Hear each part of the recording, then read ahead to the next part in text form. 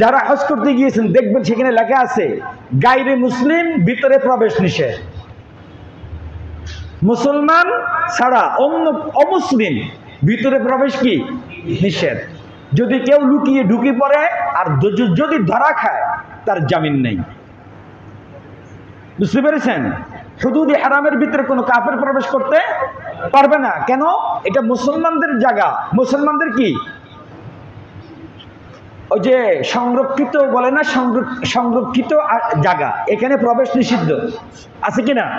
যেমন বাংলাদেশের ক্যান্টনমেন্ট, সাধারণ জনগণের জন্য প্রবেশ কি নিষিদ্ধ না? এরকম অনেক জায়গা আছে যেগুলো সাধারণ জনগণের জন্য প্রবেশ নিষিদ্ধ। মানে কি এই জায়গাটার একটা কি গুরুত্ব আছে, এখানে যে কেউ ঢুকতে পারে না, যে কেউ এখানে কি ঢুকতে পারে না। ঠিক তদ্রুপ ভাবে মক্কা মদিনাতেও যে কেউ ঢুকতে পারে না। কারণ কি এই জায়গা দুটো কি আল্লাহর কাছে অত্যন্ত দামি। বুঝতে পেরেছেন? এই জন্য এটাকে হারাম বলা হয়, মানে কি নিষিদ্ধ জায়গা। এখানে যে কোনো কাজ করা যায় না।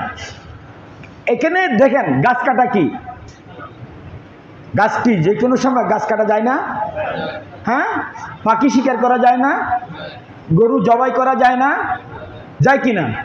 যায় কিনা? কিন্তু কিন্তু ওখানে যাচ্ছে না কেন? আপনি যে আমরা যে হজ করার জন্য যারা যান তারা কি পরেন?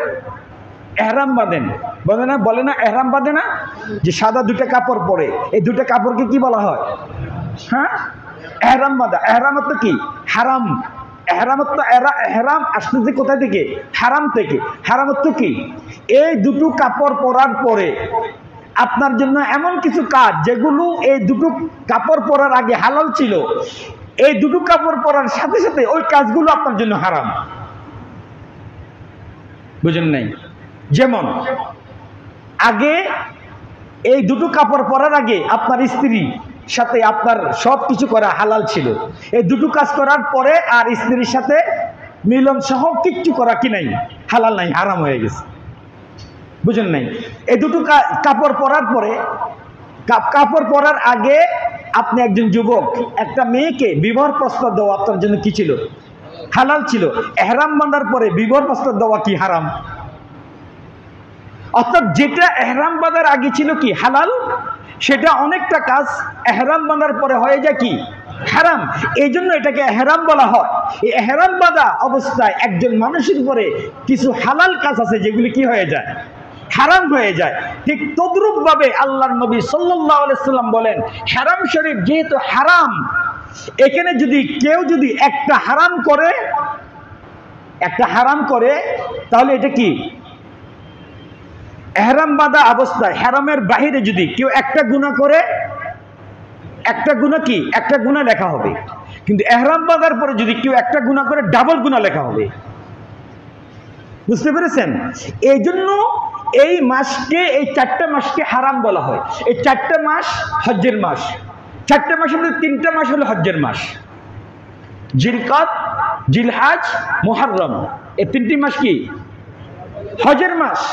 কারণ মানুষ জিলকদ মাসে হজ করার জন্য রওনা হবেন। বুঝতে পেরেছেন? এই 3টি মাসের মধ্যে মারামারি করা, খুনাখুনি করা, যুদ্ধ করা সম্পূর্ণ হারাম। ইসলামের আইন হলো এই 3 মাসের মধ্যে যদি, এই 3 মাসের মধ্যে মুসলমান তোমরা নিজের থেকে কারোর সাথে যুদ্ধ করবে না। বুঝেন নাই? একজন কাফের রাষ্ট্র আর আপনি, এই রাষ্ট্র হলো মুসলমান, এটা হলো কাফের রাষ্ট্র। আপনি কোনো কারণে আপনার পক্ষ থেকে, মুসলমানের পক্ষ থেকে কাফের রাষ্ট্রের সাথে এই 3 মাসে যুদ্ধ করা যাবে না। কি করা যাবে না? হ্যাঁ, যদি কাফের রাষ্ট্রে যদি আপনার উপরে হামলা করে, প্রতিহত করা যাবে। কি করা যাবে? নিজেকে বাঁচানোর জন্য যা করার তা করা যাবে। যেমন এখন ফিলিস্তিনে এই 3 মাসের মধ্যে যুদ্ধ চলছে না, ফিলিস্তিনিদেরকে ইহুদিরা মারছে না, তাহলে মুসলমান সেখানে প্রতিবাদ করতেছে, তার মোকাবেলা করতেছে, এটা ঠিক আছে। কিন্তু মুসলমানের পক্ষ থেকে এই 3 মাসের মধ্যে কি করা যাবে না? হামলা করা যাবে না। কেন? এই 3টি মাস হলো হজ্জের মাস। এই 3টি মাসে হামলা করা যাবে না কেন? আল্লাহর হাবিব আল্লাহ নিজে নির্ধারণ করেছেন এই জিলকদ মাসে মানুষ হজ্জের উদ্দেশ্যে রওনা হবে, জিলহজ্জে হজ করবে, আর মুহররমে হজ শেষ করে প্রত্যেকে নিজ নিজ ঘরে যেন নির্বিঘ্নে কোনো কষ্ট ছাড়া কোনো বাধা ছাড়া ফিরে আসতে পারে। এই জন্য আল্লাহ রাব্বুল আলামিন এই 3 মাসকে হারাম ঘোষণা করেছেন। বুঝতে পেরেছেন? এই 3 মাসে কোনো ধরনের ঝগড়া বিবাদ করা যাবে না। এবার কি আপনারা ক্লিয়ার বুঝতে পেরেছেন হারাম কাকে বলে? এই 3 মাস হারাম কেন বুঝতে পেরেছেন? তো এই 3 মাস হারাম হওয়ার কারণ হলো এই 3টি মাস হলো হজ্জের মাস। হজ মানুষ করতে যাবে নির্বিঘ্নে কোনো ভেজাল ছাড়া, মুক্ত হয়ে মুক্ত বাতাসে তারা আল্লাহর কাছে আল্লাহর হজ করতে যাবে। আবার যেন হজ করে পরিপূর্ণভাবে কোনো বাধা ছাড়া নিজ নিজ ঘরে ফিরতে পারে। এই জন্য আল্লাহ রাব্বুল আলামিন 3 মাসকে হারাম ঘোষণা করেছেন। বুঝতে পেরেছেন প্রিয় ভাইরা আমার?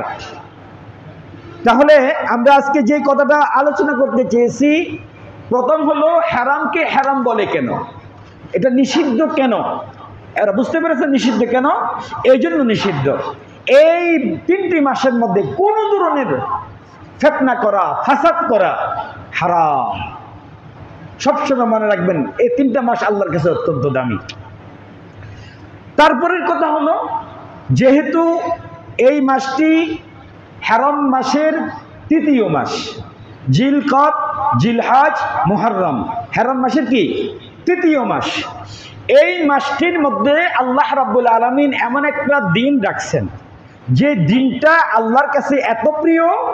এই দিনে পৃথিবীকে আল্লাহ সৃজন করা, আসমান জমিন বানানো, 7 আসমান 7 জমিন, এই জমিনগুলোর মধ্যে যা কিছু আল্লাহ বানিয়েছেন এগুলো আশুরার দিনে হয়েছে।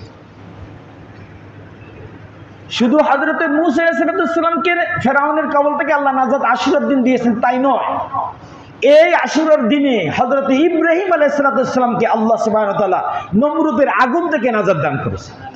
এই আশুরার দিন আল্লাহ রাব্বুল আলামিন হযরতে নূহ আলাইহিস সালামের কিস্তি, এই আশুরার দিন আল্লাহ রাব্বুল আলামিন এই পানির এই কি বন্যা থেকে আল্লাহ নূহ আলাইহিস সালামের কওমকে নাজাত দিয়েছেন এই আশুরার দিন।